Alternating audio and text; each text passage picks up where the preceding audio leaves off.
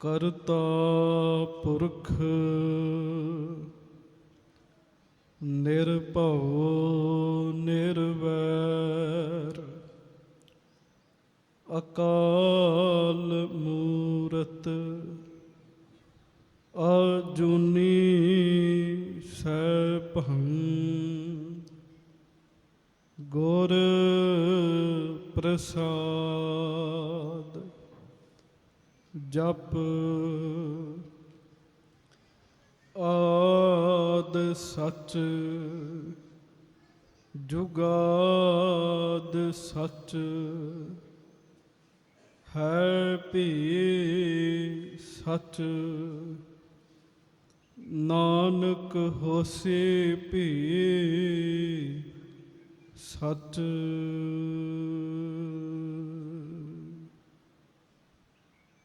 ਕਹਾਂ ਬੁੱਧ ਪ੍ਰਭ ਤੁਛ ਹਮਾਰੀ ਬਰਨ ਸਕਹਿ ਮਹਿਮਾ ਜੋ ਤਿਹਾਰੀ। ਹਮ ਨਾ ਸਕਤ ਕਰ ਸਿਫਤ ਤੁਮਹਾਰੀ ਆਪ ਲਿਹੋ ਤੁਮ ਕਥਾ ਸੁਧਾਰੀ।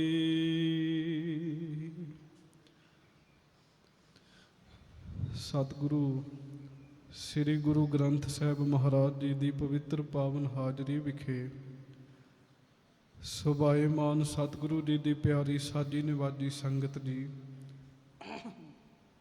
ਅੱਜ ਅਸੀਂ ਗੁਰੂ ਨੌਵੇਂ ਪਾਤਸ਼ਾਹ ਸਤਿਗੁਰੂ ਗੁਰੂ ਤੇਗ ਬਹਾਦਰ ਸਾਹਿਬ ਜੀ ਦੇ 400 ਸਾਲਾ ਆਗਮਨ ਗੁਰਪੁਰਬ ਦੀ ਖੁਸ਼ੀ ਦੇ ਵਿੱਚ ਸਮਾਗਮ ਵਿਸ਼ੇਸ਼ ਸਮਾਗਮਾਂ ਵਿੱਚ ਹਾਜ਼ਰੀ ਭਰ ਰਹੇ ਹਾਂ।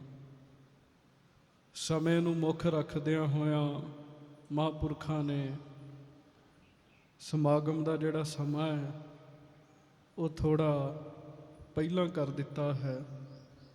ਦਾਸ ਤੋਂ ਬਾਅਦ ਬਾਬਾ ਜੀ ਨੇ ਆਪ ਸਮੂਹ ਸੰਗਤ ਦੇ ਦਰਸ਼ਨ ਕਰਨੇ ਹਨ।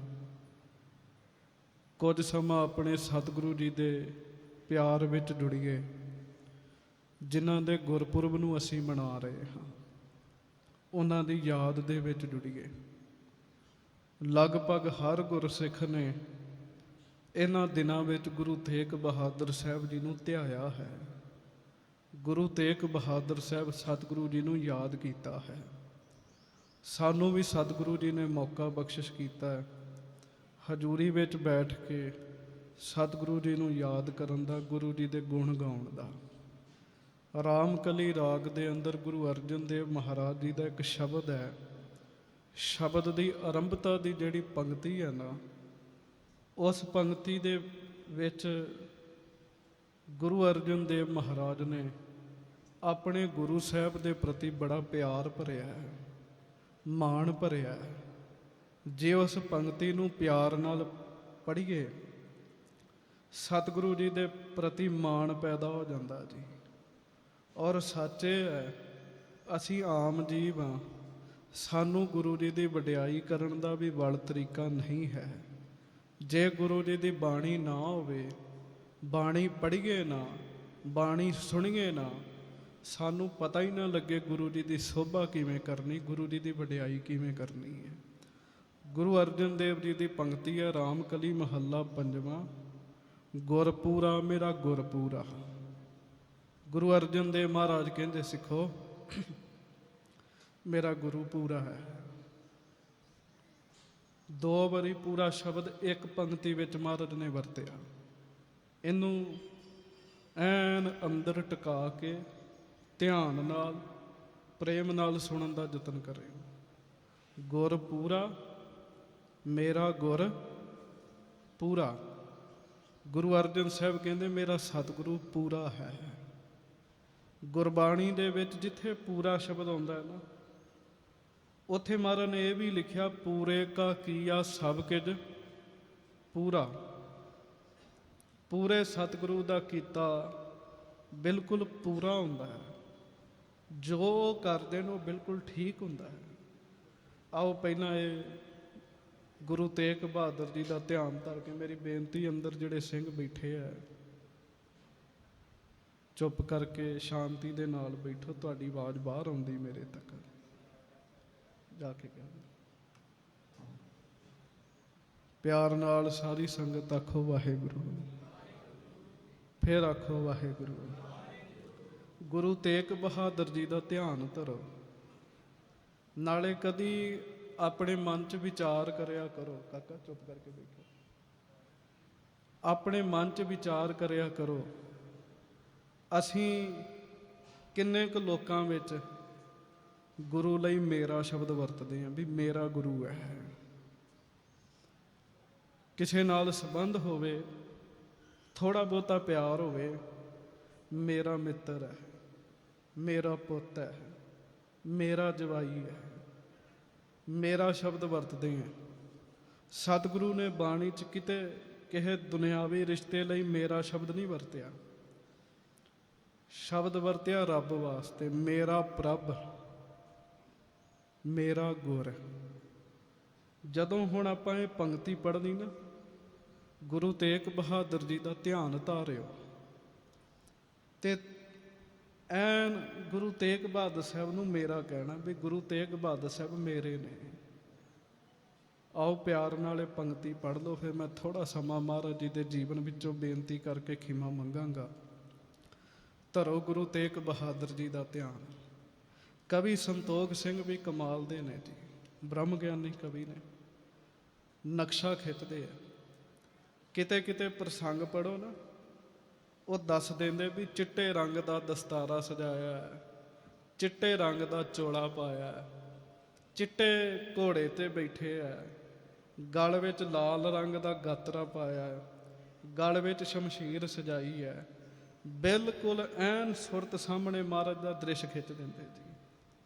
ਆਓ ਮਹਾਰਾਜ ਜੀ ਦਾ ਧਿਆਨ ਧਰ ਕੇ ਪੰਕਤੀ ਪੜੋ। ਗੁਰਪੂਰਾ ਮੇਰਾ ਗੁਰਪੂਰਾ, ਗੁਰ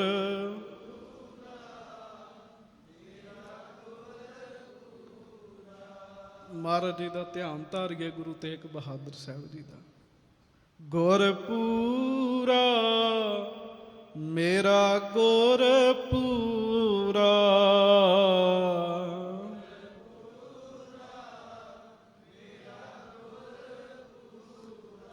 ਗੁਰਪੂਰਾ ਮੇਰਾ ਗੁਰਪੂਰਾ, ਗੁਰ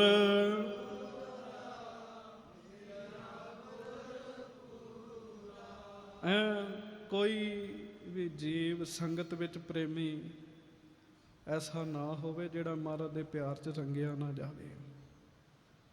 ਆਓ ਪੂਰਨ ਟਿਕਾਓ ਚਾਓ, ਪ੍ਰੇਮ ਚਾਓ, ਗੁਰੂ ਤੇਗ ਬਹਾਦਰ ਸਾਹਿਬ ਜੀ ਦਾ ਗੁਣ ਗਾਓ। ਗੁਰਪੂਰਾ ਮੇਰਾ ਗੁਰਪੂਰਾ,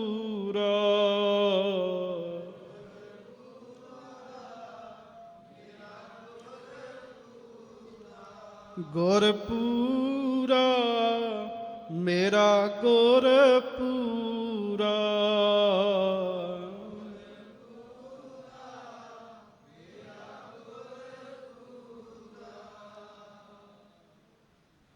ਅੰਮ੍ਰਿਤ ਵੇਲੇ ਧੰਨ ਗੁਰੂ ਤੇਗ ਬਹਾਦਰ ਸਾਹਿਬ ਜੀ ਦਾ ਆਗਮਨ ਹੋਇਆ ਹੈ।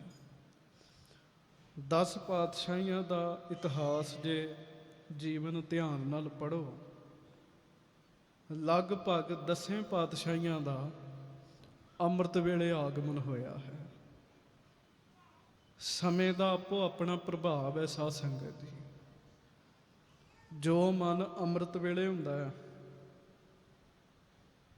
ਕਈ ਵਾਰੀ ਉਹ ਦੁਪਹਿਰੇ ਨਹੀਂ ਬਣਦਾ। ਜੋ ਸ਼ਾਮ ਨੂੰ ਆਨੰਦ ਰਸ ਬਣਿਆ ਹੁੰਦਾ, ਰਾਤ ਦੇ ਉਹ ਤੀਜੇ ਪਹਿਰ ਨਹੀਂ ਬਣਦਾ ਜੀ। ਸਮੇਂ ਦਾ ਆਪਣਾ ਪ੍ਰਭਾਵ ਹੈ। ਘਰ ਵਿੱਚ ਸੰਤਾਨ ਹੋਣੀ ਹੋਵੇ, ਜੇ ਕਿਤੇ ਉਹ ਅੰਮ੍ਰਿਤ ਵੇਲੇ ਹੋਵੇ, ਆਪੇ ਹੀ ਸਮਝ ਲਿਓ ਇਹ ਬੱਚਾ, ਇਹ ਸੰਤਾਨ ਸਧਾਰਨ ਨਹੀਂ ਹੈ। ਇਹਨੂੰ ਕਹਿਣ ਦੀ ਲੋੜ ਨਹੀਂ ਪਏਗੀ, ਇਹ ਆਪੇ ਹੀ ਰੱਬ ਦੇ ਰਸਤੇ ਤੇ ਤੁਰੇਗਾ। ਅੰਮ੍ਰਿਤ ਵੇਲੇ ਦਾ ਪ੍ਰਭਾਵ ਹੈ। ਸਤਿਗੁਰੂ ਜੀ ਦਾ ਆਗਮਨ ਅੰਮ੍ਰਿਤ ਵੇਲੇ ਹੋਇਆ। ਜਦੋਂ ਗੁਰੂ ਤੇਗ ਬਹਾਦਰ ਸਾਹਿਬ ਜੀ ਦਾ ਆਗਮਨ ਹੋਇਆ, ਸਤਿਗੁਰੂ ਗੁਰੂ ਤੇਗ ਬਹਾਦਰ ਸਾਹਿਬ ਜੀ ਦੇ ਆਗਮਨ ਦੀ ਖਬਰ ਭਾਰੀ ਗੁਰੂ ਹਰਗੋਬਿੰਦ ਸਾਹਿਬ ਜੀ ਨੂੰ ਪਹੁੰਚਦੀ ਹੈ। ਮਹਾਰਾਜ ਆਸਾ ਜੀ ਦੀ ਵਾਰ ਦਾ ਕੀਰਤਨ ਸੁਣ ਰਹੇ ਸਨ। ਜਦੋਂ ਉਹ ਖਬਰ ਮਿਲੀ ਨਾ ਵੀ ਮਹਾਰਾਜ ਵਧਾਈ ਹੋਵੇ, ਆਪ ਜੀ ਦੇ ਗ੍ਰਹਿ ਪੰਜਵੇਂ ਪੁੱਤਰ ਦਾ ਜਨਮ ਹੋਇਆ ਹੈ। ਤੁਸੀਂ ਅੰਦਾਜ਼ਾ ਲਾਓ ਆਮ ਤੌਰ ਤੇ ਕੀ ਹੋਏਗਾ, ਘਰ ਵਿੱਚ ਪੁੱਤਰ ਦੇ ਜਨਮ ਦੀ ਖਬਰ ਮਿਲੇ, ਕਥਾ ਕੀਰਤਨ ਫਿਰ ਕਿੱਥੋਂ ਚੇਤੇ ਰਹਿੰਦਾ ਹੈ ਸਾਧ ਸੰਗਤ। ਫਿਰ ਤੇ ਬੰਦਾ ਘਰ ਨੂੰ ਭੱਜਦਾ ਹੈ। ਪਰ ਗੁਰੂ ਸਾਹਿਬ ਮਹਾਰਾਜ ਸੰਪੂਰਨ ਆਸਾ ਜੀ ਦੀ ਵਾਰ ਦਾ ਕੀਰਤਨ ਸੁਣਿਆ। ਕੀਰਤਨ ਸੁਣਨ ਤੋਂ ਉਪਰੰਤ ਜਿਸ ਦਿਨ ਗੁਰੂ ਤੇਗ ਬਹਾਦਰ ਜੀ ਦਾ ਆਗਮਨ ਹੋਇਆ, ਬਾਬਾ ਬੁੱਢਾ ਸਾਹਿਬ ਨੇ ਉਸ ਦਿਨ ਸ੍ਰੀ ਹਰਿਮੰਦਰ ਸਾਹਿਬ ਵਿਖੇ ਸ਼ੁਕਰਾਨੇ ਦੀ ਅਰਦਾਸ ਕੀਤੀ ਹੈ। ਮਹਾਰਾਜ ਗੁਰੂ ਹਰਗੋਬਿੰਦ ਸਾਹਿਬ ਕੀਰਤਨ ਦੇ ਭੋਗ ਤੋਂ ਬਾਅਦ ਗੁਰੂ ਕੇ ਮਹਿਲ ਆਏ। ਨਾਲ ਸਿੱਖ ਨੇ, ਪਰ ਤਿੰਨ ਮੁਖੀ ਸਿੱਖ ਨੇ। ਇੱਕ ਧੰਨ ਧੰਨ ਬਾਬਾ ਬੁੱਢਾ ਸਾਹਿਬ ਜੀ, ਇੱਕ ਭਾਈ ਗੁਰਦਾਸ ਜੀ ਨੇ, ਇੱਕ ਬਾਬਾ ਬਿਧੀ ਚੰਦ ਸਾਹਿਬ ਨੇ। ਸਾਰੇ ਦਰਸ਼ਨ ਕਰਨ ਆਏ। ਜਦੋਂ ਗੁਰੂ ਤੇਗ ਬਹਾਦਰ ਸਾਹਿਬ ਜੀ ਦੇ ਦਰਸ਼ਨ ਕਰਨ ਵਾਸਤੇ ਆਏ, ਗੁਰੂ ਹਰਗੋਬਿੰਦ ਸਾਹਿਬ ਨੇ ਗੁਰੂ ਤੇਗ ਬਹਾਦਰ ਸਾਹਿਬ ਜੀ ਦੇ ਦਰਸ਼ਨ ਕੀਤੇ ਆ। ਦਰਸ਼ਨ ਕਰਦਿਆਂ ਸਾਰ ਜਿਸ ਪਾਸੇ ਚਰਨ ਨੇ ਨਾ ਗੁਰੂ ਤੇਗ ਬਹਾਦਰ ਸਾਹਿਬ ਦੇ, ਗੁਰੂ ਹਰਗੋਬਿੰਦ ਸਾਹਿਬ ਨੇ ਉਸ ਪਾਸੇ ਨਮਸਕਾਰ ਕੀਤੀ ਸਿਰ ਕਰਕੇ ਜੀ। ਹੁਣ ਸਿੱਖ ਲਾਗੇ ਬਹੁਤ ਸਿਆਣੇ ਨੇ। ਬਾਬਾ ਬੁੱਢਾ ਸਾਹਿਬ ਜੈਸੇ ਸਿੱਖ ਬੈਠੇ ਆ। ਭਾਈ ਵੀਰ ਸਿੰਘ ਜੀ ਇੱਕ ਗੱਲ ਲਿਖਦੇ, ਭਾਈ ਵੀਰ ਸਿੰਘ ਜੀ ਦਾ ਰੋਮ ਰੋਮ ਗੁਰੂ ਦੇ ਪਿਆਰ 'ਚ ਰੰਗਿਆ ਪਿਆ। ਉਹ ਕਹਿੰਦੇ ਗੁਰੂ ਸਾਹਿਬ ਉਂਗਲ ਵੀ ਹਿਲਾਉਣ ਨਾ ਕੋਈ ਕਾਰਨ ਹੁੰਦਾ ਹੈ। ਉਹ ਕਹਿੰਦੇ ਇਹ ਸਰੀਰ ਠੀਕ ਹੈ, 5 ਤੱਤਾਂ ਦਾ ਹੈ, ਗੁਰੂ ਦਾ ਸਰੀਰ 5 ਤੱਤਾਂ ਦਾ ਹੈ, ਪਰ ਅਸਲ ਵਿੱਚ ਉਹ ਪਾਰ ਬ੍ਰਹਮ ਦੀ ਕਾਇਆ ਹੈ, ਪਰਮੇਸ਼ਰ ਦਾ ਸਰੀਰ ਹੈ। ਮਹਾਰਾਜ ਉਂਗਲ ਵੀ ਹਿਲਾਉਂਦੇ ਆ ਤੇ ਕੋਈ ਕਾਰਨ ਹੈ। ਬਾਬਾ ਬਿਧੀ ਚੰਦ ਜੈਸੇ ਗੁਰਸਿੱਖ ਲਾਗੇ ਖਲੋਤੇ ਆ, ਬੇਨਤੀ ਕੀਤੀ, ਮਹਾਰਾਜ ਆਪ ਜੀ ਦੇ ਘਰ ਅੱਗੇ 4 ਪੁੱਤਰ ਨੇ, ਇੱਕ ਬੀਬੀ ਵੀਰੋ ਧੀ ਹੈ। ਮਹਾਰਾਜ ਇੰਨਾ ਸਤਿਕਾਰ ਆਪ ਜੀ ਨੇ ਪਹਿਲਾਂ ਕਿਸੇ ਬਾਲਕ ਦਾ ਨਜ਼ਰ ਨਹੀਂ ਆਇਆ ਕੀਤਾ ਹੋਵੇ। ਇਹਨਾਂ ਨੇ ਜਨਮ ਲਿਆ। ਮਹਾਰਾਜ ਆਪ ਚਰਨਾਂ ਵਾਲੇ ਪਾਸੇ ਸਿਰ ਕਰਕੇ ਨਮਸਕਾਰ ਕੀਤੀ ਤੇ ਗੁਰੂ ਹਰਗੋਬਿੰਦ ਸਾਹਿਬ ਜੀ ਦਾ ਬਚਨ। ਮਹਾਰਾਜ ਕਹਿੰਦੇ ਭਾਈ ਸਾਡੇ ਇਸ ਪੁੱਤਰ ਦੀ ਪਛਾਣ ਹੋਵੇਗੀ। ਕੀ ਪਛਾਣ ਹੋਵੇਗੀ? ਦੀਨ ਰਸ਼ਕ ਸੰਕਟ ਹਰੈ ਯਹੀ ਸਦਾ ਪਹਿਚਾਨ। ਕਿਸੇ ਤੇ ਮੁਸ਼ਕਲ ਦਾ ਸਮਾਂ ਬਣੇ, ਇਹ ਉਹਨਾਂ ਦੀ ਮੁਸ਼ਕਲ ਹੱਲ ਕਰਨਗੇ, ਗਰੀਬਾਂ ਨੂੰ ਨਿਵਾਜਣਗੇ। ਇਹ ਬਚਨ ਗੁਰੂ ਹਰਗੋਬਿੰਦ ਸਾਹਿਬ ਜੀ ਨੇ ਕਿਹਾ। ਮਹਾਰਾਜ ਜੀ ਦਾ ਨਾਮ ਕਿਵੇਂ ਪਿਆ? 2 ਧਾਰਨਾਵਾਂ ਨੇ। ਇੱਕ ਤਿਆਗਮਲ ਵੀ ਕਹਿੰਦੇ ਆ। ਸੰਤ ਗਿਆਨੀ ਗੁਰਬਚਨ ਸਿੰਘ ਜੀ ਖਾਲਸਾ ਭਿੰਡਰਾਂ ਵਾਲੇ, ਉਹਨਾਂ ਨੇ ਕਥਾ ਦੌਰਾਨ ਬਚਨ ਕੀਤਾ ਹੈ ਵੀ ਗੁਰੂ ਤੇਗ ਬਹਾਦਰ ਸਾਹਿਬ ਜੀ ਦਾ ਨਾਮ ਕਿਵੇਂ ਰੱਖਿਆ। ਜਦੋਂ ਬਾਬਾ ਗੁਰਦਿੱਤਾ ਜੀ ਦਾ ਜਨਮ ਹੋਇਆ ਸੀ ਨਾ, ਤੇ ਗੁਰੂ ਅਰਜਨ ਦੇਵ ਜੀ ਦੇ ਮਹਿਲ ਗੁਰੂ ਹਰਗੋਬਿੰਦ ਸਾਹਿਬ ਜੀ ਦੇ ਮਾਤਾ ਜੀ, ਉਹਨਾਂ ਨੇ ਕਿਹਾ ਸੀਗਾ ਵੀ ਮਹਾਰਾਜ ਪੋਤਰੇ ਦਾ ਨਾਮ ਰੱਖੋ। ਮਾਤਾ ਗੰਗਾ ਜੀ ਦੇ ਪੋਤਰਾ ਜੀ ਨੇ ਬਾਬਾ ਗੁਰਦਿੱਤਾ ਜੀ। ਤੇ ਗੁਰੂ ਹਰਗੋਬਿੰਦ ਸਾਹਿਬ ਨੇ ਕਿਹਾ ਸੀ ਗੁਰੂ ਨਾਨਕ ਸਾਹਿਬ ਉਹਨੇ ਦਿੱਤਾ ਹੈ, ਤੇ ਨਾਮ ਰੱਖਿਆ ਸੀ ਗੁਰੂ ਦਾ ਦਿੱਤਾ ਹੈ, ਗੁਰਦਿੱਤਾ ਨਾਮ ਰੱਖਿਆ ਸੀ। ਗੁਰੂ ਤੇਗ ਬਹਾਦਰ ਸਾਹਿਬ ਜੀ ਦੇ ਵੱਡੇ ਭਰਾ। ਜਦੋਂ ਇਹਨਾਂ ਦਾ ਨਾਮ ਰੱਖਣਾ ਸੀ ਨਾ, ਜੋ ਸੰਤ ਗੁਰਬਚਨ ਸਿੰਘ ਜੀ ਮਹਾਂਪੁਰਖਾਂ ਕਥਾ 'ਚ ਦੱਸਿਆ, ਬ੍ਰਹਮ ਗਿਆਨੀ ਮਹਾਂਪੁਰਖ ਨੇ। ਬ੍ਰਹਮ ਗਿਆਨੀ ਦੀਆਂ ਬਹੁਤੀਆਂ ਗੱਲਾਂ ਕਈ ਵਾਰੀ ਗ੍ਰੰਥਾਂ 'ਚੋਂ ਨਹੀਂ ਲੱਭਦੀਆਂ ਹੁੰਦੀਆਂ, ਉਹਨਾਂ ਦੇ ਅਨੁਭਵ 'ਚ ਗਿਆਨ ਆਇਆ ਹੁੰਦਾ ਹੈ। ਉਹ ਕਹਿੰਦੇ ਜਿਸ ਦਿਨ ਨਾਮ ਰੱਖਣਾ ਸੀ, ਗੁਰੂ ਤੇਗ ਬਹਾਦਰ ਸਾਹਿਬ ਜੀ ਨੂੰ ਹਰਿਮੰਦਰ ਸਾਹਿਬ ਨਮਸਕਾਰ ਕਰਾਈ, ਮੱਥਾ ਟਿਕਾਇਆ, ਅਕਾਲ ਤਖਤ ਸਾਹਿਬ ਲੈ ਕੇ ਆਏ ਤੇ ਗੁਰੂ ਹਰਗੋਬਿੰਦ ਸਾਹਿਬ ਨੇ ਇਸ ਤਰ੍ਹਾਂ ਗੋਦ ਪਕੜਿਆ ਮਹਾਰਾਜ ਨੂੰ। ਗਲ 'ਚ ਮਹਾਰਾਜ ਨੇ ਮੀਰੀ ਤੇ ਪੀਰੀ ਪਾਈ ਹੈ ਤੇ ਮਾਤਾ ਜੀ ਕਹਿੰਦੇ, ਮਾਤਾ ਗੰਗਾ ਜੀ ਮਹਾਰਾਜ ਨਾਮ ਰੱਖ ਦਿਓ। ਮਾਤਾ ਗੰਗਾ ਜੀ ਮੌਜੂਦ ਸਨ ਸਰੀਰ ਕਰਕੇ ਉਦੋਂ। ਗੁਰੂ ਅਰਜਨ ਸਾਹਿਬ ਜੀ ਦੇ ਮਹਿਲ, ਗੁਰੂ ਰਾਮਦਾਸ ਜੀ ਦੀ ਨਹੁੰ, ਮਹਾਰਾਜ ਨਾਮ ਰੱਖ ਦਿਓ। ਅਜੇ ਬਚਨ ਹੀ ਕਰ ਰਹੇ ਸਨ ਤੇ ਇੱਕ ਬਾਂਹ ਵਿੱਚੋਂ ਨਿਕਲ ਕੇ ਨਾ ਗੁਰੂ ਹਰਗੋਬਿੰਦ ਸਾਹਿਬ ਜੀ ਦੀ ਤੇਗ ਦਾ ਜਿੱਥੇ ਮੁੱਠਾ ਹੈ, ਉੱਥੇ ਗੁਰੂ ਤੇਗ ਬਹਾਦਰ ਜੀ ਦਾ ਹੱਥ ਪੈ ਗਿਆ ਜੀ।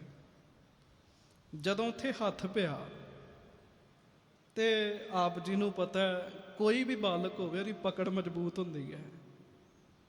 ਉਹ ਤੇਗ ਦੇ ਮੁੱਠੇ ਤੇ ਹੱਥ ਪਿਆ ਤੇ ਉੱਤੇ ਹੱਥ ਨੂੰ ਜਮਾ ਲਿਆ। ਗੁਰੂ ਹਰਗੋਬਿੰਦ ਸਾਹਿਬ ਕਹਿਣ ਲੱਗੇ, ਇਹਨਾਂ ਦਾ ਨਾਮ ਅਸੀਂ ਕੀ ਰੱਖਣਾ ਹੈ, ਇਹ ਆਪੇ ਹੀ ਨਾਮ ਰਖਾਈ ਬੈਠੇ ਹੈ। ਤੇਗ ਤੇ ਹੱਥ ਪਾਇਆ, ਇਹਨਾਂ ਦਾ ਨਾਮ ਤੇਗ ਬਹਾਦਰ ਹੈ। ਕਹਿਣ ਲੱਗੇ ਸਤਿਗੁਰੂ ਨੇ ਨਾਮ ਤੇਗ ਬਹਾਦਰ ਰੱਖਿਆ। ਔਰ ਜਿੱਥੇ ਥੜਾ ਸਾਹਿਬ ਹੈ ਨਾ ਮਹਾਰਾਜ ਦਾ, ਹਰਿਮੰਦਰ ਸਾਹਿਬ ਜਾਈਏ, ਥੜਾ ਸਾਹਿਬ ਗੁਰੂ ਤੇਗ ਬਹਾਦਰ ਜੀ ਦਾ ਅਸਥਾਨ ਹੈ। ਇੱਥੇ ਮਹਾਰਾਜ ਆ ਕੇ ਇਹੋ ਹੀ ਇਤਿਹਾਸ ਪ੍ਰਚਲਿਤ ਹੈ ਵੀ ਵਾਹਿਗੁਰੂ ਗੁਰੂ ਤੇਗ ਬਹਾਦਰ ਸਾਹਿਬ ਮੱਖਣ ਸ਼ਾਹ ਨਾਲ ਜਦੋਂ ਆਏ ਉਦੋਂ ਇੱਥੇ ਬਹਿ ਗਏ। ਪਰ 13 ਸਾਲ ਗੁਰੂ ਤੇਗ ਬਹਾਦਰ ਸਾਹਿਬ ਬਚਪਨ 'ਚ ਪਹਿਲਾਂ ਅੰਮ੍ਰਿਤਸਰ ਰਹੇ ਸਨ। ਜਦੋਂ ਸਰੀਰ ਬਹਿਣ ਯੋਗ ਹੋ ਗਿਆ, ਆਮ ਬਾਲਕਾਂ ਦੀ ਤਰ੍ਹਾਂ ਗੁਰੂ ਤੇਗ ਬਹਾਦਰ ਸਾਹਿਬਾਂ ਦਾ, ਗੁਰੂ ਤੇਗ ਬਹਾਦਰ ਜੀ ਦਾ ਧਿਆਨ ਖੇਡਾਂ 'ਚ ਨਹੀਂ ਸੀਗਾ। ਸ਼ੁਰੂ ਤੋਂ ਹੀ ਬੰਦਗੀ 'ਚ ਧਿਆਨ ਗੁਰੂ ਤੇਗ ਬਹਾਦਰ ਜੀ ਦਾ। ਔਰ ਮਹਾਂਪੁਰਖਾਂ ਦੱਸਿਆ, ਜਿੱਥੇ ਥੜਾ ਸਾਹਿਬ ਹੈ ਨਾ, ਥੜਾ ਸਾਹਿਬ ਮਹਾਰਾਜ ਬਚਪਨ 'ਚ ਹੀ ਇੱਥੇ ਆ ਕੇ ਬਹਿ ਜਾਂਦੇ ਸਨ। ਇਕਾਂਤ ਸੀਗੀ ਇੱਥੇ, ਬਚਪਨ 'ਚ ਇੱਥੇ ਆ ਕੇ ਬਹਿ ਜਾਣਾ, ਇੱਥੇ ਸਮਾਧੀ ਲਾਉਣੀ ਜੀ। ਛੋਟੀ ਜੀ ਉਮਰ ਗੁਰੂ ਤੇਗ ਬਹਾਦਰ ਜੀ ਦੇ ਸਰੀਰ ਦੀ, ਛੋਟੀ ਜੀ ਉਮਰ ਸਰੀਰ ਦੀ, ਉਦੋਂ ਹੀ ਸਮਾਧੀ ਲੱਗਦੀ ਹੈ।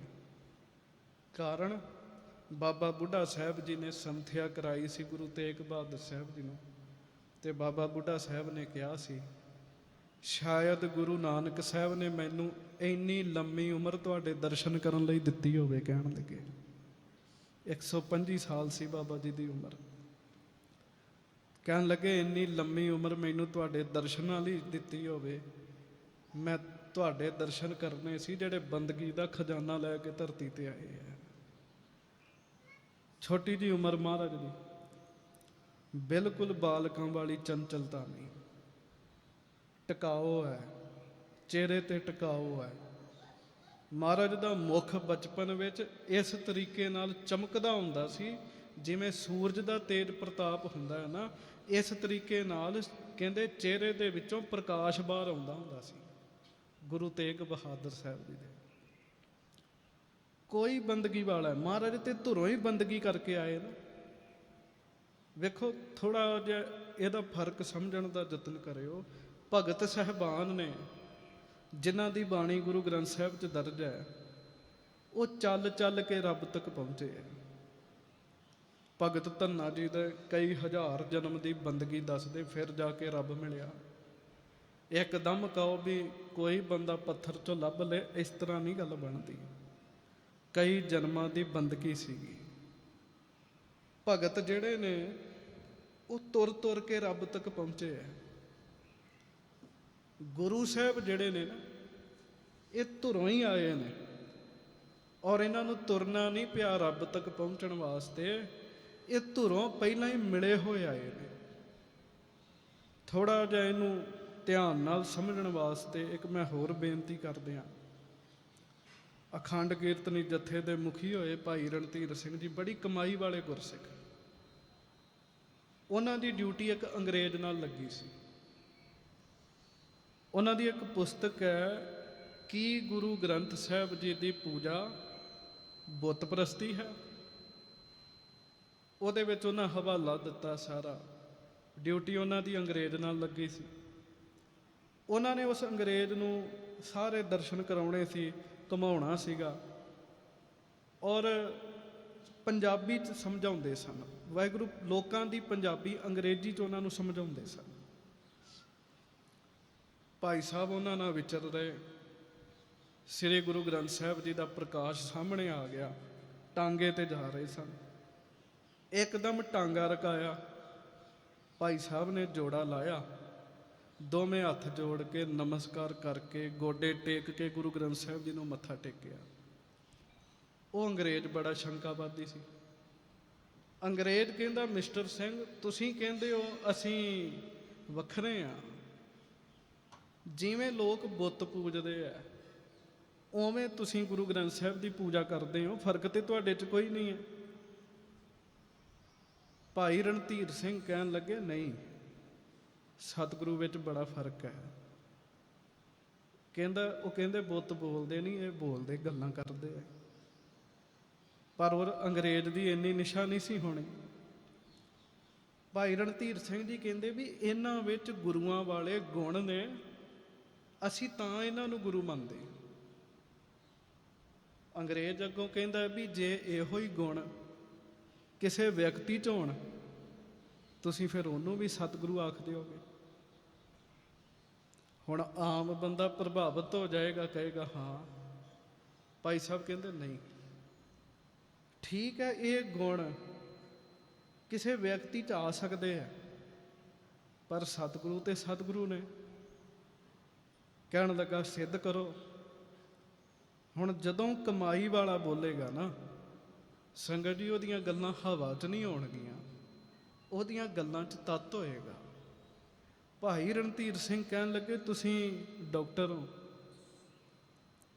ਤੁਹਾਡੇ ਨਾਲ ਮੈਂ ਕੁਝ ਦਿਨ ਰਵਾਂ, ਮੈਨੂੰ ਪਤਾ ਲੱਗ ਜੇ ਵੀ ਸਿਰ ਪੀੜ ਦੀ ਆ ਗੋਲੀ ਆ, ਪੇਟ ਦਰਦ ਦੀ ਆ ਹੈ, ਮੈਨੂੰ ਥੋੜ੍ਹੀ ਬਹੁਤੀ ਡਾਕਟਰੀ ਆ ਜੇ, ਪਰ ਕੀ ਮੈਂ ਡਾਕਟਰ ਬਣ ਜਾਵਾਂਗਾ? ਮੈਂ ਆਪਣੇ ਨਾਮ ਅੱਗੇ ਡਾਕਟਰ ਲਵਾ ਸਕਦਾ? ਇੱਥੋਂ ਤੱਕ ਮੈਨੂੰ ਸਭ ਕੁਝ ਪਤਾ ਲੱਗ ਜੇ ਵੀ ਆਹ ਰੋਗ ਦਾ ਆਹ ਇਲਾਜ ਹੈ, ਤੁਹਾਡੇ ਨਾਲ ਰਹਿ ਕੇ ਮੈਨੂੰ ਪਤਾ ਲੱਗ ਜੇ, ਕੀ ਮੈਂ ਡਾਕਟਰ ਬਣ ਜਾਵਾਂਗਾ? ਮੈਂ ਆਪਣੇ ਨਾਮ ਅੱਗੇ ਡਾਕਟਰ ਲਿਖਾ ਸਕਦਾ? ਅੰਗਰੇਜ਼ ਕਹਿੰਦਾ ਨਹੀਂ। ਕਹਿੰਦੇ ਕਿਉਂ? ਕਹਿਣ ਲੱਗੇ, ਤੁਹਾਨੂੰ ਮੈਡੀਕਲ ਅਫਸਰ ਨਹੀਂ ਜਿੰਨਾ ਚਿਰ ਲਿਖ ਕੇ ਦਿੰਦਾ ਡਾਕਟਰ, ਜਿੰਨਾ ਚਿਰ ਤੱਕ ਤੁਸੀਂ ਪੜ੍ਹਾਈ ਨਹੀਂ ਕਰਦੇ, ਉਹ ਲਿਖ ਕੇ ਨਹੀਂ ਦਿੰਦਾ ਡਾਕਟਰ, ਉਹਨਾਂ ਚਿਰ ਤੱਕ ਤੁਸੀਂ ਡਾਕਟਰ ਨਹੀਂ ਅਖਵਾ ਸਕਦੇ। ਤੁਹਾਨੂੰ ਮੈਡੀਕਲ ਅਫਸਰ ਦਾ ਸਰਟੀਫਿਕੇਟ ਚਾਹੀਦਾ ਹੈ ਡਾਕਟਰ ਹੋਣ ਵਾਸਤੇ। ਭਾਈ ਰਣਧੀਰ ਸਿੰਘ ਜੀ ਕਹਿੰਦੇ, ਬਸ ਇੰਨੀ ਗੱਲ ਹੈ, ਪਤਾ ਮੈਨੂੰ ਵੀ ਹੈ ਕਿਹੜੀ ਦਵਾਈ ਦੇਣੀ ਹੈ, ਪਰ ਮੈਂ ਡਾਕਟਰ ਨਹੀਂ ਅਖਵਾ ਸਕਦਾ। ਜਿਹਦੇ ਕੋਲ ਸਰਟੀਫਿਕੇਟ ਹੋਵੇ ਉਹ ਹੀ ਡਾਕਟਰ ਅਖਵਾ ਸਕਦਾ ਹੈ।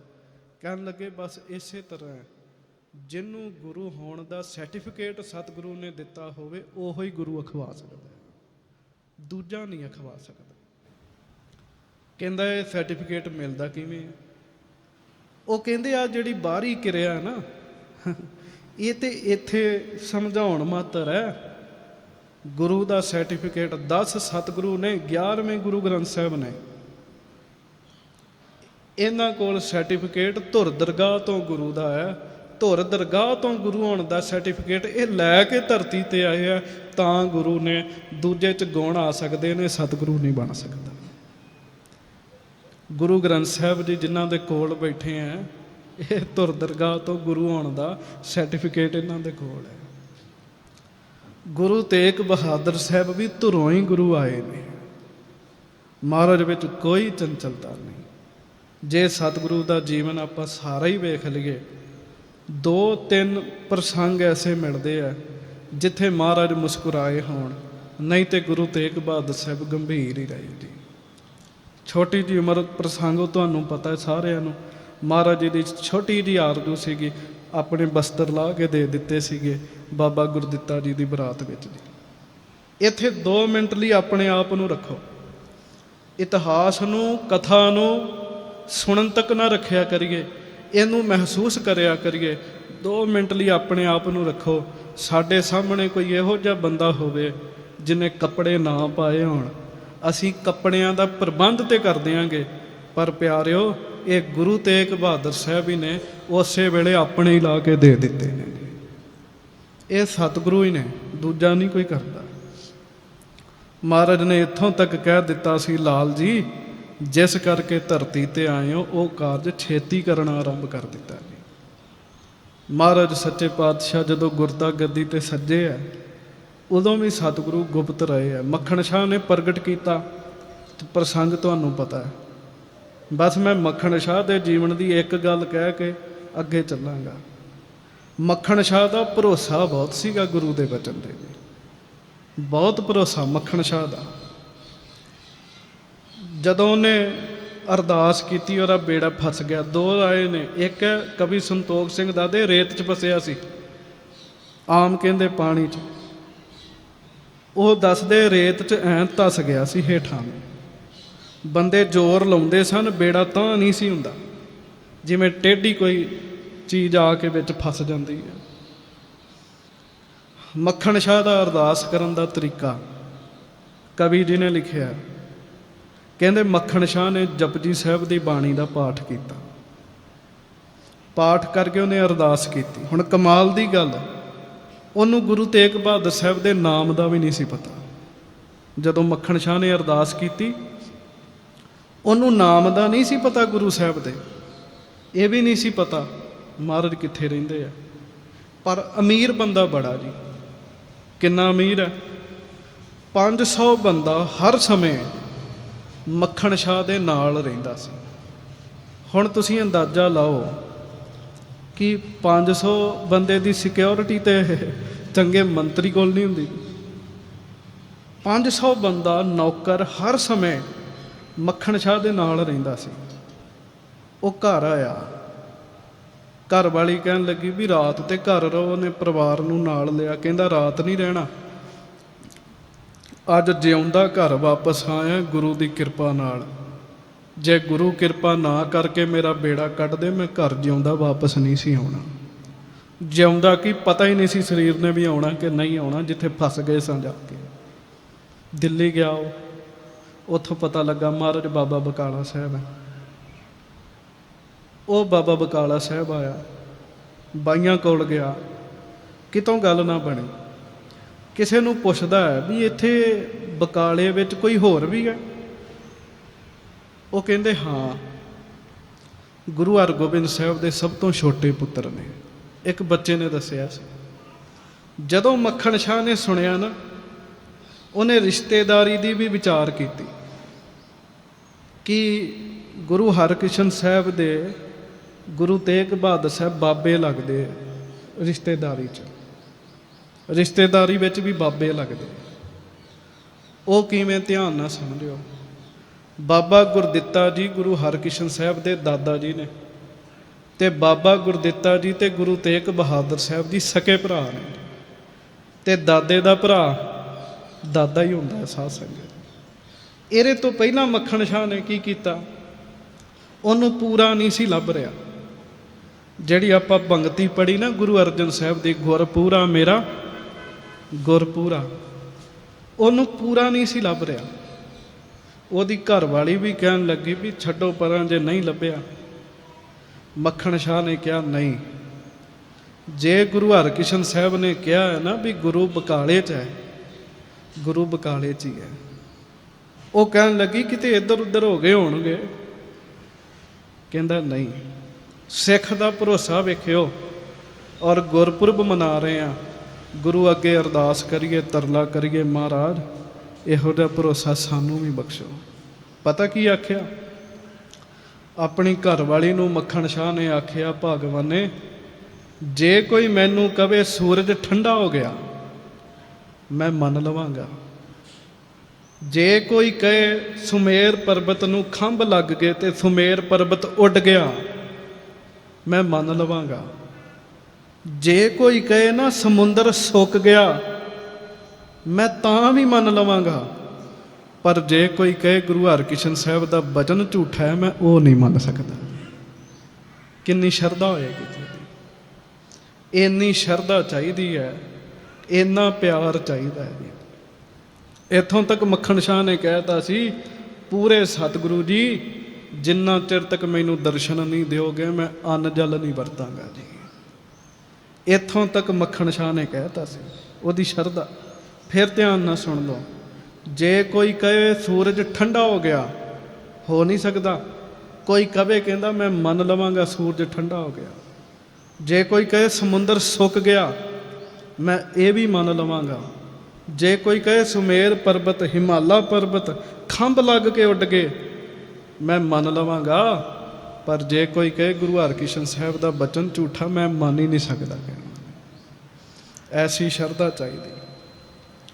ਅੰਨ ਜਲ ਛੱਡ ਦਿੱਤਾ, ਪੂਰੇ ਸਤਿਗੁਰੂ ਜੀ ਦਰਸ਼ਨ ਬਖਸ਼ੋ। ਤੇ ਸਾਧ ਸੰਗਤ, ਫਿਰ ਉਹਨੇ ਬਾਲਕ ਨੂੰ ਪੁੱਛਿਆ, ਉਹਨੇ ਦੱਸਿਆ ਗੁਰੂ ਹਰਗੋਬਿੰਦ ਸਾਹਿਬ ਦੇ ਛੋਟੇ ਪੁੱਤਰ ਨੇ, ਉਹਨੂੰ ਧੀਰਜ ਆਇਆ। ਹੁਣ ਤੱਕਿਓ ਮਹਾਰਾਜ ਗੁਰੂ ਤੇਗ ਬਹਾਦਰ ਜੀ ਦੀ ਦਿਹਾਲਤਾ। ਮਹਾਰਾਜ ਭੋਰਾ ਸਾਹਿਬ 'ਚ ਬੈਠੇ, ਮੱਖਣ ਸ਼ਾਹ ਨਾਲ 500 ਬੰਦਾ ਆ ਰਿਹਾ, ਢੋਲ ਵੱਜ ਰਿਹਾ। ਜਦੋਂ ਮੱਖਣ ਸ਼ਾਹ ਆ ਰਿਹਾ ਨਾ, ਕਵੀ ਰਾਜ ਲਿਖਦੇ ਗੁਰੂ ਤੇਗ ਬਹਾਦਰ ਸਾਹਿਬ ਨੇ ਨੇਤਰ ਖੋਲੇ। ਹੌਲੀ ਜੀ ਨੇਤਰ ਖੋਲ ਕੇ ਪੁੱਛਿਆ, ਬਾਹਰ ਕੌਣ ਹੈ? ਮਹਾਰਾਜ ਦੇ ਕੋਲ ਬੜੇ ਪਿਆਰੇ ਜੀਵਨ ਵਾਲੇ ਗੁਰਸਿੱਖ ਭਾਈ ਗੜੀਆ ਜੀ ਬੈਠੇ ਹੈ। ਭਾਈ ਗੜੀਆ ਜੀ ਕਹਿਣ ਲੱਗੇ, ਮਹਾਰਾਜ ਮੱਖਣ ਸ਼ਾਹ ਆ ਰਿਹਾ। ਮਹਾਰਾਜ ਕਹਿੰਦੇ ਜਾਓ, ਮੱਖਣ ਸ਼ਾਹ ਨੂੰ ਆਖੋ ਇੱਥੇ ਢੋਲ ਵਜਾ ਕੇ ਨਾ ਆਵੇ, ਇੱਥੇ ਉੱਚਾ ਹੋ ਕੇ ਨਾ ਆਵੇ, ਇੱਥੇ ਉਹਨੂੰ ਮਾਣ ਮਿਲਦਾ ਜਿਹੜਾ ਨੀਵਾਂ ਹੋ ਕੇ ਆਉਂਦਾ ਹੈ।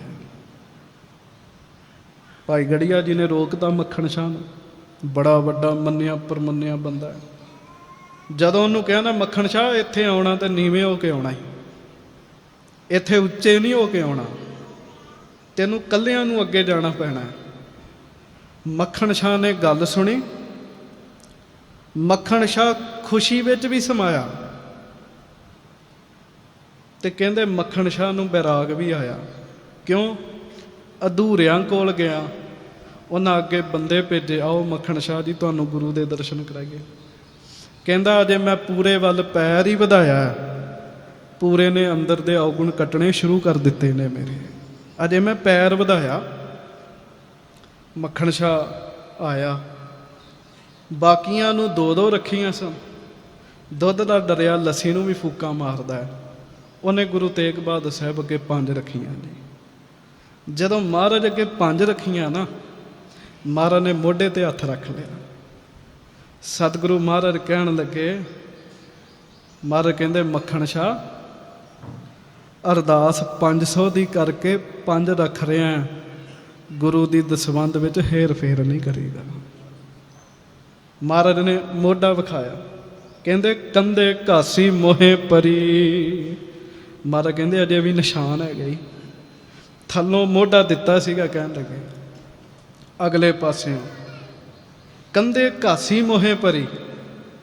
ਬਸ ਆਹ ਬਚਨ ਸੁਣਨ ਵਾਸਤੇ ਨਾ ਮੱਖਣ ਸ਼ਾਹ ਦੇ ਕੰਨ ਤਰਸ ਗਏ ਸਨ। ਕਿਸੇ ਨੇ ਇਹ ਗੱਲ ਨਹੀਂ ਸੀ ਕਹੀ ਦੀ। ਕਾਰਨ ਅੰਦਰ ਦੀ ਬਿਰਥਾ ਪੂਰਾ ਹੀ ਜਾਣਦਾ ਹੈ, ਅੰਦਰ ਦੀ ਬਿਰਥਾ ਅਧੂਰਾ ਨਹੀਂ ਜਾਣ ਸਕਦਾ। ਅੰਦਰ ਦੀਆਂ ਗੱਲਾਂ ਪੂਰੇ ਸਤਿਗੁਰੂ ਜਾਣ ਸਕਦੇ ਆ, ਅਧੂਰਾ ਵਿਅਕਤੀ ਨਹੀਂ ਜਾਣ ਸਕਦਾ। ਮੱਖਣ ਸ਼ਾਹ ਬਹੁਤ ਪ੍ਰਸੰਨ। 500 ਅੱਗੇ ਰੱਖੀਆਂ। ਤੁਸੀਂ ਅੰਦਾਜ਼ਾ ਲਾਓ, ਸਿਆਣੇ ਬੈਠੇ ਹੋ, ਆਪਣੀ ਜ਼ਿੰਦਗੀ 'ਚ 500 ਮੋਹਰਾਂ ਬਾਰੇ ਤੁਸੀਂ ਬੜੀ ਵਾਰੀ ਸੁਣਿਆ ਹੋਏਗਾ। ਇਹ ਅੰਦਾਜ਼ਾ ਲਾਓ ਵੀ 500 ਮੋਹਰਾਂ 'ਚ ਕਿੰਨਾ ਕੁ ਸੋਨਾ ਬਣਿਆ ਹੋਏਗਾ ਜੀ। ਇੱਕ ਮੋਹਰ ਵੀ 5 ਤੋਲੇ ਦੀ ਲਾਈਏ, ਕਿੱਥੇ ਮਾਇਆ ਪਹੁੰਚ ਜਾਂਦੀ। ਘੱਟੋ ਘੱਟ 2 ਕਿਲੋ ਕੁ ਸੋਨਾ ਹੋਏਗਾ ਹੀ ਨਾ। ਉਹਨੇ ਗੁਰੂ ਤੇਗ ਬਹਾਦਰ ਸਾਹਿਬ ਮਹਾਰਾਜ ਦੇ ਚਰਨਾਂ 'ਚ ਰੱਖਿਆ, ਬਹੁਤ ਸ਼ੁਕਰਾਨਾ ਕੀਤਾ। ਰੌਲਾ ਪਾਉਣ ਲੱਗਾ, ਭਾਈ ਗੜੀਆ ਜੀ ਕਹਿੰਦੇ ਚੁੱਪ ਰਹਿ, ਪ੍ਰਗਟ ਨਹੀਂ ਕਰਨਾ। ਮਹਾਰਾਜ ਨੇ ਕਿਹਾ ਜਿਹੜਾ ਕਰੇਗਾ ਉਹਦਾ ਮੁਖ ਕਾਲਾ ਕਰਾਂਗੇ। ਮਤਲਬ ਇੰਨਾ ਮਹਾਰਾਜ ਰੱਬ ਦੀ ਯਾਦ ਚ ਲੀਨ, ਇੰਨੇ ਗੁਪਤ ਰਹਿੰਦੇ। ਮੱਖਣ ਸ਼ਾਹ ਨੇ ਆਪੇ ਹੀ ਕਾਲਾ ਕਰ ਲਿਆ, ਕੋਠੇ ਤੇ ਚੜ ਗਿਆ ਤੇ ਆਪਣੀ ਭਾਸ਼ਾ ਚ ਕਹਿਣ ਲੱਗਾ। ਪੰਜਾਬ ਦਾ ਸ਼ਬਦ ਜਿਹੜਾ ਉਹ ਲੱਭਣਾ ਹੈ, ਲਾਧੋ ਸ਼ਬਦ ਗੁਜਰਾਤ ਦਾ ਹੈ, ਗੁਰੂ ਲਾਧੋ ਰੇ, ਗੁਰੂ ਲਾਧੋ ਰੇ। ਕਵੀ ਸੰਤੋਖ ਸਿੰਘ ਲਿਖਦੇ, ਉਹਨੇ ਕਿਹਾ ਭੁੱਲ ਗਏ ਸਿੱਖੋ ਸੁਣੋ ਦੇ ਕਾਨ, ਗੁਰ ਲਾਧੋ ਹੈ ਸਿਰਜਣਹਾਰ। ਗੁਰੂ ਲੱਭ ਗਿਆ ਤੇ ਕਹਿਣ ਲੱਗੇ, ਉਹ ਤੁਸੀਂ ਕਿੱਥੇ ਤੁਰੇ ਫਿਰਦੇ ਚ? ਪੱਲੂ ਫੇਰਿਆ ਉਹਨੇ ਜੀ।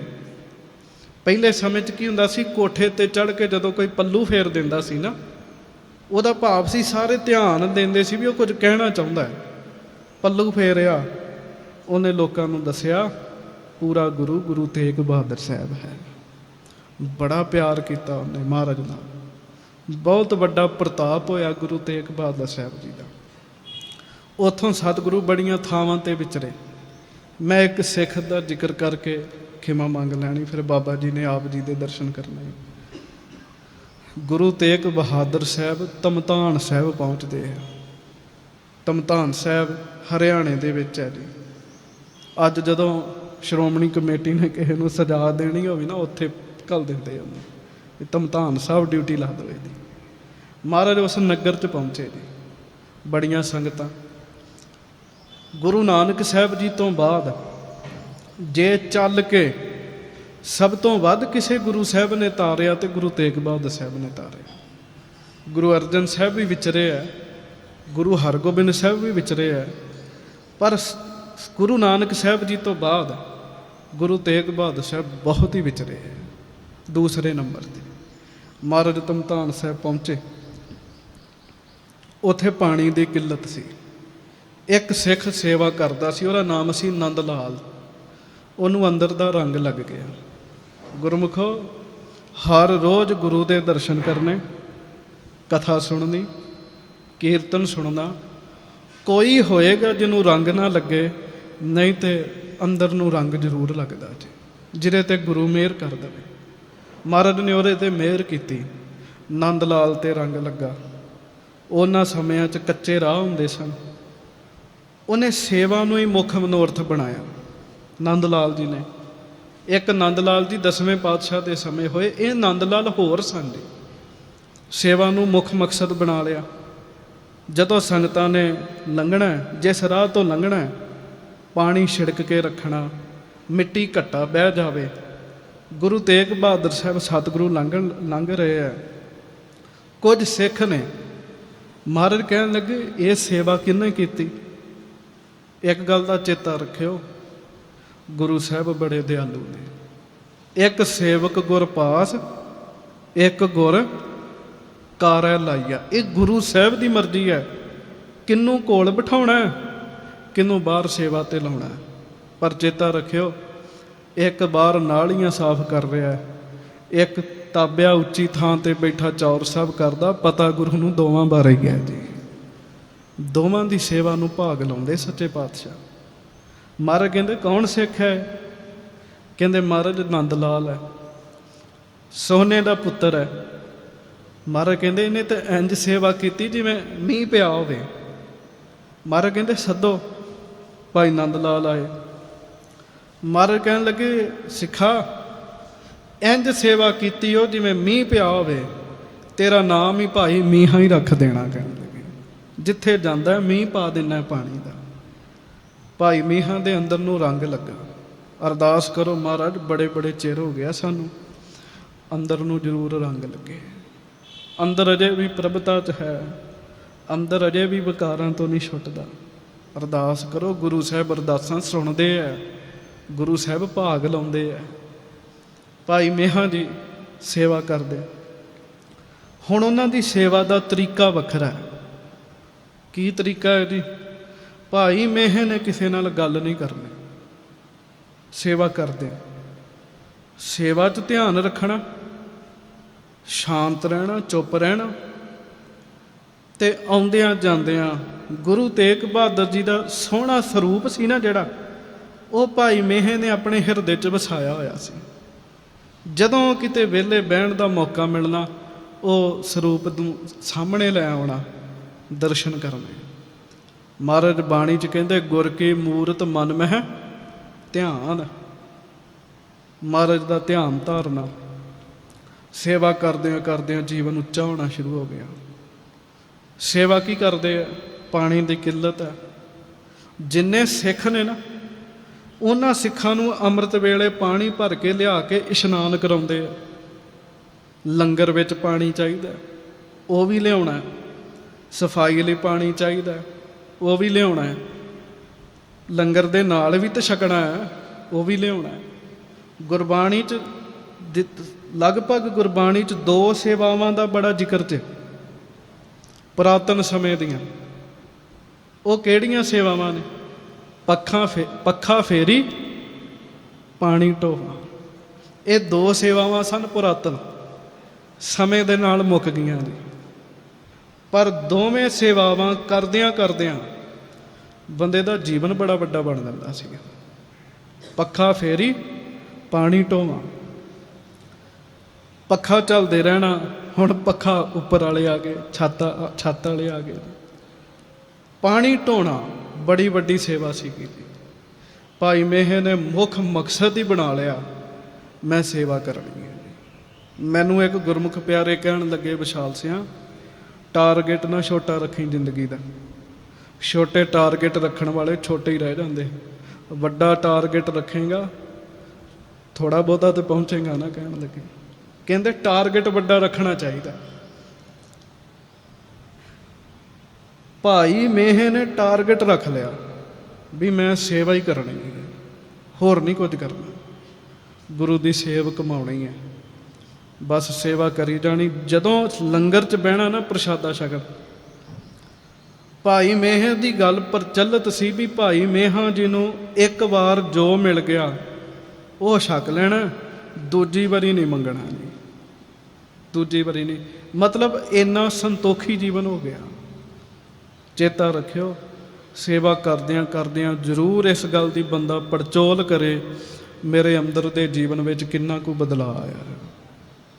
ਕਈ ਵਾਰੀ ਜ਼ਿੰਦਗੀ ਬੜਾ ਚਿਰ ਲੱਗਾ ਰਹਿੰਦਾ, ਬੰਦਾ ਵਿਚਾਰ ਨਹੀਂ ਕਰਦਾ। ਜਿਹੜਾ ਬੰਦਾ ਵਿਚਾਰ ਕਰੇਗਾ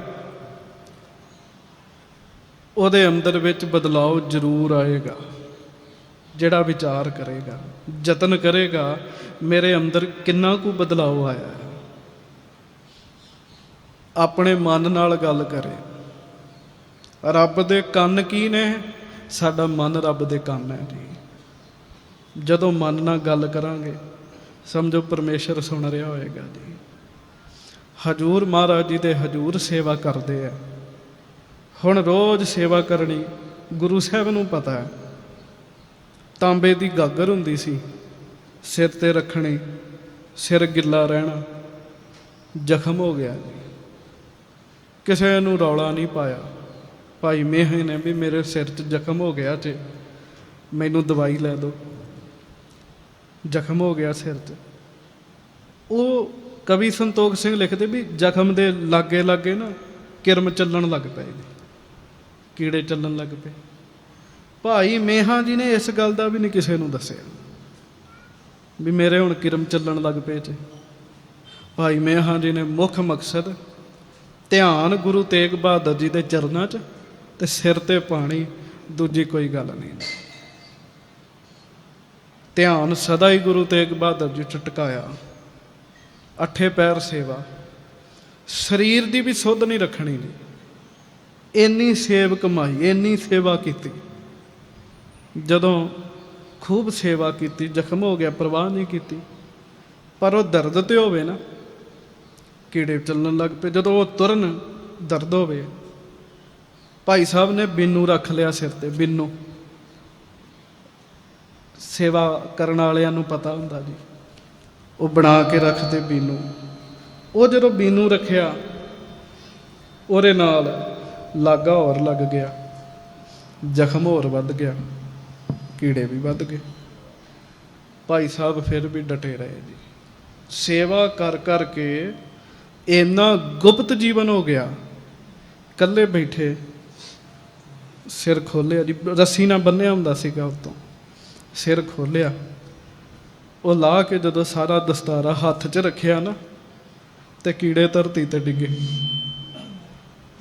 ਭਾਈ ਮੇਹਾਂ ਜੀ ਆਪਣੇ ਕਮਰੇ 'ਚ ਇਹ ਕਰ ਰਹੇ ਸਨ। ਗੁਰੂ ਤੇਗ ਬਹਾਦਰ ਸਾਹਿਬ ਜੀ ਦੇ ਮਾਤਾ ਜੀ ਗੁਰੂ ਹਰਗੋਬਿੰਦ ਸਾਹਿਬ ਦੇ ਮਹਿਲ, ਧੰਨ ਮਾਤਾ ਨਾਨਕੀ ਸਾਹਿਬ ਜੀ, ਮਾਤਾ ਨਾਨਕੀ ਜੀ ਲੰਘ ਰਹੇ ਸਨ। ਇੱਕਦਮ ਝੀਤ ਚੋਂ ਨਜ਼ਰ ਪੈ ਗਈ ਵੀ ਮੇਹਾਂ ਕੀ ਕਰ ਰਿਹਾ। ਵੇਖਿਆ ਤਾਂ ਕੀੜੇ ਧਰਤੀ ਤੇ ਡਿੱਗ ਰਹੇ ਸਨ, ਸਿਰ ਚੋਂ ਚੁੱਕ ਚੁੱਕ ਕੇ ਮੁੜ ਸਿਰ 'ਚ ਰੱਖੀ ਜਾਣ ਜੀ। ਮਾਤਾ ਜੀ ਅਸਚਰਜ ਹੋ ਗਏ ਵੀ ਇਹਨੂੰ ਤੇ ਰਮਤਾ ਜਿਹਾ ਹੀ ਸਾਰੇ ਸਮਝਦੇ ਸੀਗੇ, ਇਹ ਕੀ ਕਰ ਰਿਹਾ। ਮਾਤਾ ਜੀ ਕੋਲੋਂ ਰਿਹਾ ਨਾ ਗਿਆ। ਮਾਤਾ ਜੀ ਭਾਈ ਮੇਹੇ ਦੇ ਕੋਲ ਅੰਦਰ ਕਮਰੇ 'ਚ ਗਏ। ਭਾਈ ਮੇਹੇ ਨੂੰ ਕਿਹਾ, ਮਹਾਰਾਜ ਕਹਿੰਦੇ ਮੇਹੇ ਭਾਈ ਇਹ ਕੀ ਕਰ ਰਿਹਾ। ਭਾਈ ਮੇਹੇ ਨੇ ਆਖਿਆ, ਮਾਤਾ ਜੀ ਦੱਸਿਓ ਨਾ ਕਿਸੇ ਨੂੰ, ਸਿਰ 'ਚ ਪਏ ਨੇ, ਥੱਲੇ ਧਰਤੀ ਤੇ ਰਹਿਣਗੇ, ਭੁੱਖੇ ਹੀ ਨਾ ਮਰ ਜਾਣ। ਮੇਰੇ ਸਿਰ ਦਾ ਮਾਸ ਖਾਂਦੇ ਆ, ਬਚੇ ਤੇ ਹੋਏ ਨੇ ਨਾ। ਮਾਤਾ ਜੀ ਹੈਰਾਨ ਹੋ ਗਏ। ਭਾਈ ਮੇਹੇ ਇੰਨੀ ਉੱਚੀ ਅਵਸਥਾ। ਗੁਰੂ ਅਰਜਨ ਦੇਵ ਜੀ ਦੀ ਪੰਕਤੀ ਤੁਹਾਨੂੰ ਸਭ ਨੂੰ ਯਾਦ ਹੋਏਗੀ, ਅਨੇਕ ਯਤਨ ਕਰ ਆਤਮ ਨਹੀਂ ਦਰਵੈ, ਹਰ ਦਰਗਹਿ ਕਹੋ ਕੈਸੇ ਗਵੈ। ਬੜੇ ਯਤਨ ਕੀਤੇ, ਮਨ ਕੋਮਲ ਹੀ ਨਹੀਂ ਹੋਇਆ। ਤੇ ਫਿਰ ਗੱਲ ਤੇ ਨਾ ਬਣੀ ਸੱਜਣਾ, ਮਨ ਨਹੀਂ ਕੋਮਲ ਹੋਇਆ। ਵਿਚਾਰ ਕਰ ਲਈਏ ਮਨ ਕਿੰਨੇ ਕਿੰਨੇ ਕੋਮਲ ਹੋਏ। ਭਾਈ ਮੇਹੇ ਨੇ ਸੇਵ ਕਮਾਈ, ਗੁਰੂ ਤੇਗ ਬਹਾਦਰ ਜੀ ਦੇ ਚਰਨਾਂ 'ਚ ਰਹਿ ਕੇ ਭਾਈ ਮੇਹੇ ਦਾ ਮਨ ਕੋਮਲ ਹੋ ਗਿਆ ਜੀ। ਇੰਨਾ ਕੋਮਲ ਹੋ ਗਿਆ, ਕੀੜਿਆਂ ਤੇ ਵੀ ਦਇਆ ਆ ਗਈ। ਉਹ ਕੀੜੇ ਜਿਹੜੇ ਉਹਨਾਂ ਨੂੰ ਹੀ ਤੰਗ ਕਰਦੇ ਸਨ। ਬੁੱਧੀ ਸੂਖਮ ਹੋ ਜਾਂਦੀ ਬੰਦੇ ਦੀ। ਪ੍ਰਭ ਕੈ ਸਿਮਰਨ ਰਿੱਧ ਸਿੱਧ ਨੌ ਨਿਧ, ਪ੍ਰਭ ਕੈ ਸਿਮਰਨ ਗਿਆਨ ਧਿਆਨ ਤਤ ਬੁੱਧ। ਬੁੱਧੀ ਸੂਖਮ ਹੋ ਜਾਂਦੀ ਜੇ ਸਿਮਰਨ ਕਰਨ ਵਾਲੇ ਦੀ, ਆਪੇ ਸੂਖਮ ਹੋਏਗੀ। ਮਹਾਰਾਜ ਸੱਚੇ ਪਾਤਸ਼ਾਹ ਗਰੀਬ ਨਵਾਜ਼ ਜੀ ਦੇ ਮਾਤਾ ਜੀ ਪ੍ਰਸੰਨ ਹੋ ਗਏ। ਮਾਤਾ ਜੀ ਬੈਠੇ 4 ਕੁ ਦਿਨ ਪਾ ਕੇ ਗੁਰੂ ਸਾਹਿਬ ਦੇ ਕੋਲ। ਸੰਗਤ ਬਹੁਤ ਆਉਂਦੀ ਸੀ, ਸਮਾਂ ਨਹੀਂ ਸੀ ਮਿਲਦਾ ਗੱਲ ਕਰਨ ਦਾ। ਇਸ ਤਰ੍ਹਾਂ ਮਾਤਾ ਜੀ ਨੂੰ ਗੱਲ ਕਰਨ ਦਾ ਮੌਕਾ ਮਿਲ ਗਿਆ। ਮਹਾਰਾਜ ਉਹ ਜਿਹੜਾ ਮੇਹਾਂ ਭਾਈ ਹੈ ਨਾ, ਬੜੀ ਸੇਵਾ ਕਰਦਾ। ਮਹਾਰਾਜ ਉਹਦੇ ਸਿਰ 'ਚ ਕਿਰਮ ਮੈਂ ਅੱਖੀਂ ਵੇਖੇ, ਉਹਨੇ ਫਿਰ ਚੁੱਕ ਕੇ ਪਾ ਲਏ। ਗੁਰੂ ਤੇਗ ਬਹਾਦਰ ਸਾਹਿਬ ਬਹੁਤ ਪ੍ਰਸੰਨ ਹੋਏ ਜੀ, ਬਹੁਤ ਪ੍ਰਸੰਨ ਹੋਏ। ਹਰ ਟੀਚਰ ਨੂੰ ਖੁਸ਼ੀ ਹੁੰਦੀ ਜੇ ਜਦੋਂ ਉਹਦਾ ਵਿਦਿਆਰਥੀ ਸਟੂਡੈਂਟ ਚੰਗੇ ਨੰਬਰ ਲੈਂਦਾ ਹੈ। ਉਸ ਦਿਨ ਗੁਰੂ ਸਾਹਿਬ ਨੂੰ ਵੀ ਬੜੀ ਖੁਸ਼ੀ ਹੁੰਦੀ ਜਦੋਂ ਸਿੱਖ ਵਧੀਆ ਕੰਮ ਕਰਦਾ ਹੈ। ਮਹਾਰਾਜ ਵੀ ਬੜੇ ਖੁਸ਼ ਹੁੰਦੇ ਜੀ। ਕੁਦਰਤੀ ਮੇਹਾਂ ਜੀ ਉਹ ਗਾਗਰ ਸਿਰ ਤੇ ਰੱਖ ਕੇ ਲੰਘ ਰਹੇ ਸਨ ਜੀ। ਮਹਾਰਾਜ ਸੱਚੇ ਪਾਤਸ਼ਾਹ ਗਰੀਬ ਨਵਾਜ਼ ਜੀ ਨੇ ਵੇਖਿਆ ਮੇਹਾਂ ਜੀ ਜਾ ਰਹੇ ਆ, ਸੰਗਤ ਵੀ ਬੈਠੀ ਹੈ। ਮਹਾਰਾਜ ਨੇ ਭਾਈ ਮੇਹਾਂ ਜੀ ਨੂੰ ਕੋਲ ਸੱਦ ਲਿਆ। ਭਾਈ ਮੇਹਾਂ ਜੀ ਸਿਰ ਨੀਵਾਂ ਕਰਕੇ ਬੈਠ ਗਏ। ਵੈਸੇ ਗੁਰੂ ਤੇਗ ਬਹਾਦਰ ਸਾਹਿਬ ਗੁਰੂ ਹਰਗੋਬਿੰਦ ਸਾਹਿਬ ਜੀ ਦਾ ਵੀ ਬਹੁਤ ਸਤਿਕਾਰ ਕਰਦੇ ਸਨ। ਗੁਰੂ ਤੇਗ ਬਹਾਦਰ ਸਾਹਿਬ ਆਪ ਸਿਰ ਨੀਵਾਂ ਕਰਕੇ ਬਹਿੰਦੇ ਹੁੰਦੇ ਸੀਗੇ ਜਦੋਂ ਗੁਰੂ ਹਰਗੋਬਿੰਦ ਸਾਹਿਬ ਜੀ ਦੀ ਹਾਜ਼ਰੀ 'ਚ ਹੁੰਦੇ ਸਨ। ਸੰਗਤ ਨੇ ਪੁੱਛਿਆ ਸੀ, ਮਹਾਰਾਜ ਤੁਹਾਡਾ ਸਾਹਿਬਜ਼ਾਦਾ ਸਿਰ ਹੀ ਨਹੀਂ ਤਾਂ ਕਰਦਾ। ਗੁਰੂ ਹਰਗੋਬਿੰਦ ਸਾਹਿਬ ਕਹਿੰਦੇ, ਸਾਹਿਬਜ਼ਾਦਾ ਜੀ ਸੀਸ ਕਿਉਂ ਨਹੀਂ ਤਾਂ ਕਰਦੇ। ਤੇ ਗੁਰੂ ਤੇਗ ਬਹਾਦਰ ਸਾਹਿਬ ਦੇ ਬਚਨ ਸਨ, ਜਿਹਨੂੰ ਅੰਦਰ ਦੀਆਂ ਖਾਮੀਆਂ ਪਤਾ ਹੋਣ ਉਹਦੇ ਸਾਹਮਣੇ ਸਿਰ ਨਹੀਂ ਚੁੱਕਿਆ ਜਾਂਦਾ। ਕਹਿੰਦੇ ਮਹਾਰਾਜ ਤੁਹਾਨੂੰ ਸਾਰਾ ਕੁਝ ਪਤਾ ਮੇਰੇ ਬਾਰੇ। ਭਾਈ ਮੇਹਾਂ ਜੀ ਵੀ ਸਿਰ ਝੁਕਾ ਕੇ ਬਹਿ ਗਏ। ਮਹਾਰਾਜ ਗੁਰੂ ਤੇਗ ਬਹਾਦਰ ਸਾਹਿਬ ਕਹਿੰਦੇ, ਮੇਹੇ ਤੈਂ ਬੜੀ ਸੇਵਾ ਕੀਤੀ, ਸਾਡੀ ਖੁਸ਼ੀ ਤੇਰੇ ਤੇ। ਗੁਰੂ ਘਰ ਦੀ ਸੇਵਾ ਦਾ ਬਹੁਤ ਵੱਡਾ ਮਹਾਤਮ ਹੈ। ਕਵੀ ਰਾਜ ਕਵੀ ਸੰਤੋਖ ਸਿੰਘ ਜੀ ਨੇ ਉਹ ਪ੍ਰਸੰਗ ਲਿਖਿਆ ਸਾਰਾ। ਕੀ ਮਹਾਰਾਜ ਨੇ ਆਖਿਆ, ਸਤਿਗੁਰੂ ਜੀ ਨੇ ਕਿਹਾ ਵੀ ਪਹਿਲੇ ਸਮੇਂ 'ਚ, ਪਹਿਲੇ ਯੁੱਗਾਂ 'ਚ ਲੋਕ ਸੰਗਤ ਜੀ ਤਪ ਕਰਦੇ ਸਨ। ਉਹ ਰੁੱਤ ਤੋਂ ਉਲਟ ਰਹਿ ਕੇ ਜਪ ਕਰਨਾ ਉਹਨੂੰ ਤਪ ਕਹਿੰਦੇ ਆ। ਰੁੱਤ ਤੋਂ ਉਲਟ ਹੋਣਾ। ਸਰਦੀਆਂ ਨੇ ਪਾਣੀ 'ਚ ਖਲੋ ਜਾਣਾ, ਪਾਣੀ 'ਚ ਖਲੋ ਕੇ ਜਪ ਤਪ ਕਰਨਾ। ਗਰਮੀਆਂ ਨੇ ਆਸੇ ਪਾਸੇ ਅੱਗ ਲਾ ਕੇ ਵਿੱਚ ਬਹਿ ਜਾਣਾ, ਅਗਨੀ ਦਾ ਸੇਕ ਸਹਿਣਾ, ਜਪ ਤਪ ਕਰਨਾ, ਉਹਨੂੰ ਤਪ ਕਹਿੰਦੇ ਆ।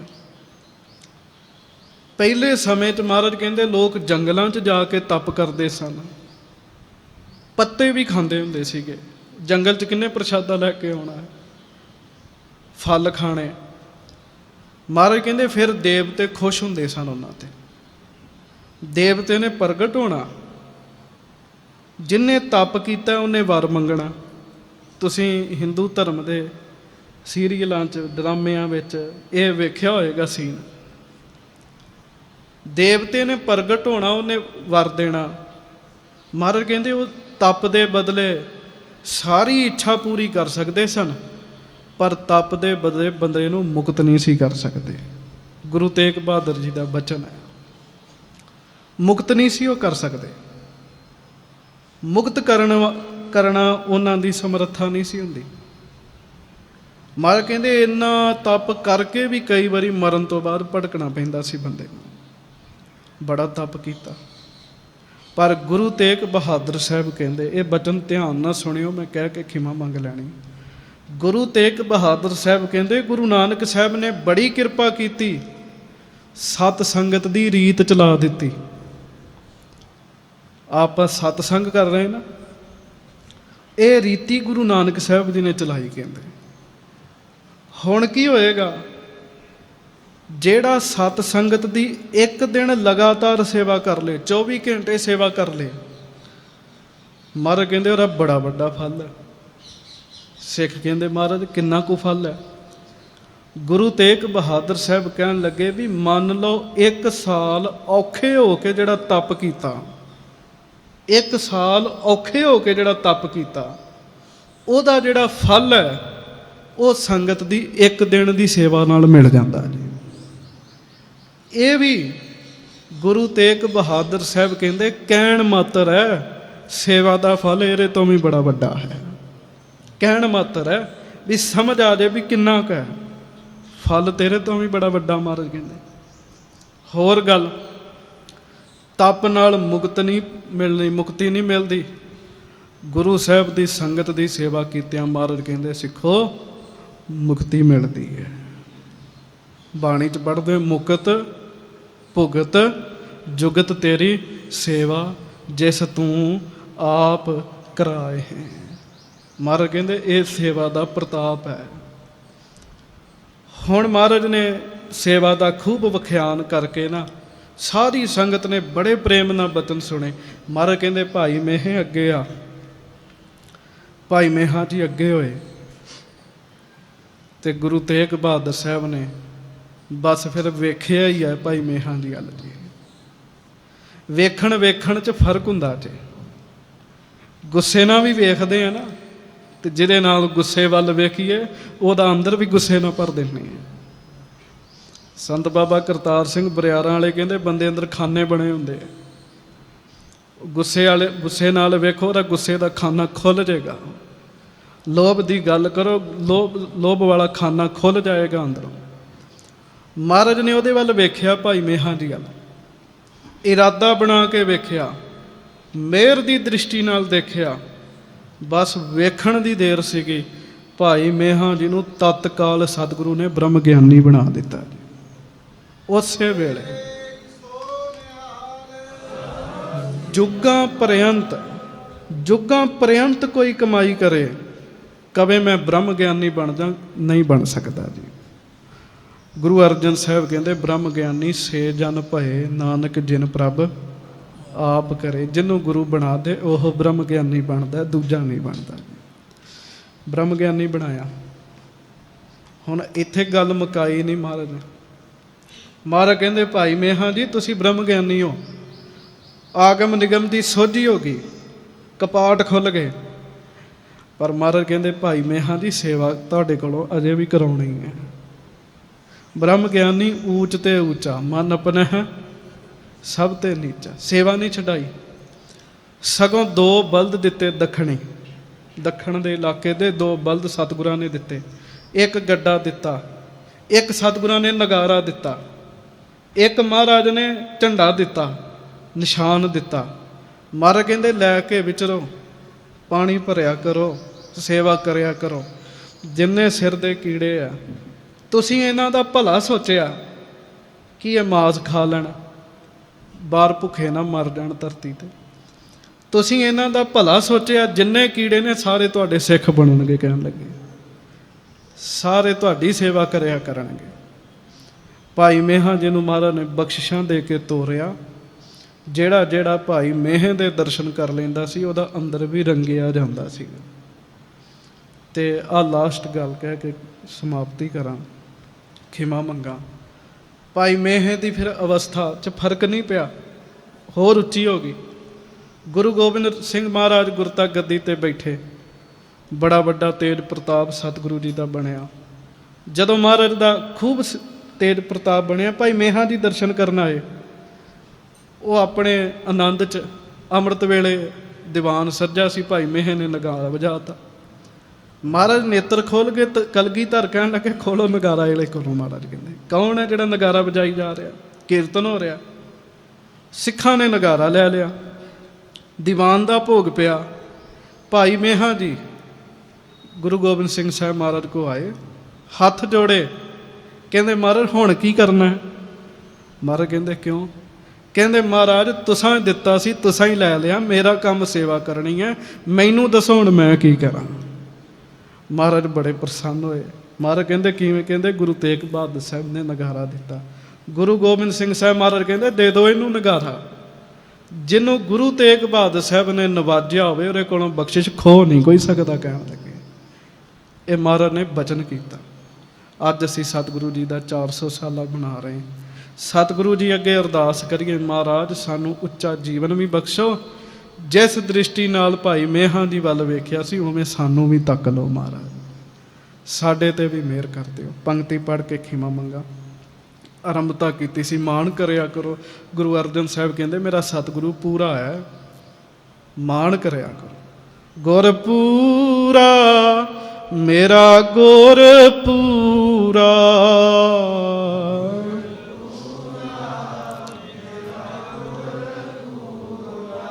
ਗੁਰ ਪੂਰਾ ਮੇਰਾ ਗੁਰ ਪੂਰਾ,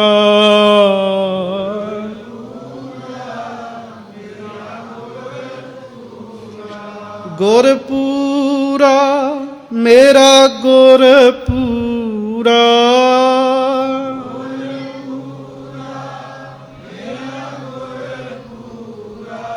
ਗੁਰ ਪੂਰਾ ਮੇਰਾ ਗੁਰ ਪੂਰਾ।